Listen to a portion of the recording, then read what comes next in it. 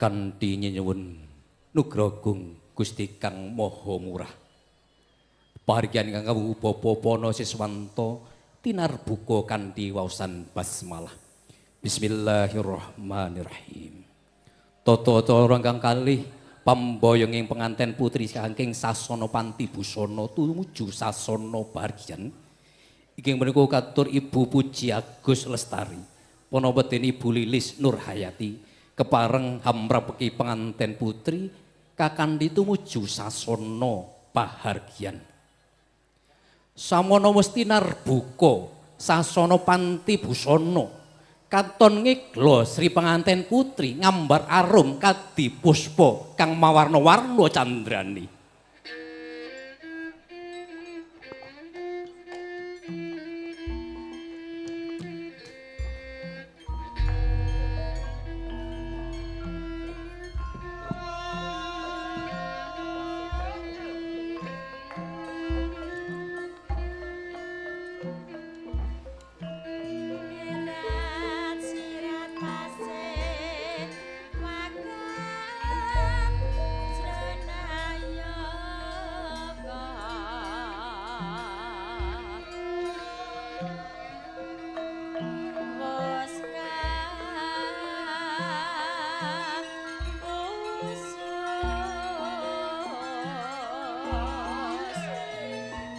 Leng-leng driya mangu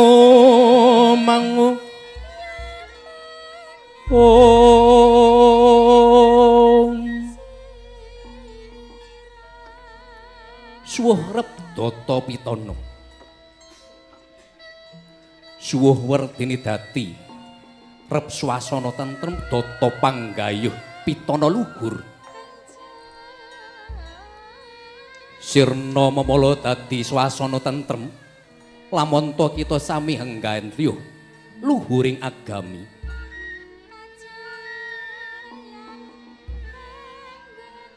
Hanyar kaya ing wahyaning wangsa kala pamboyonging penganten putri kangking sasana Panti Busana tumuju sasana Paringgan ingkang kawengku Bapa Siswanto ing dusun Genengan Jati Kuwung Jatipura.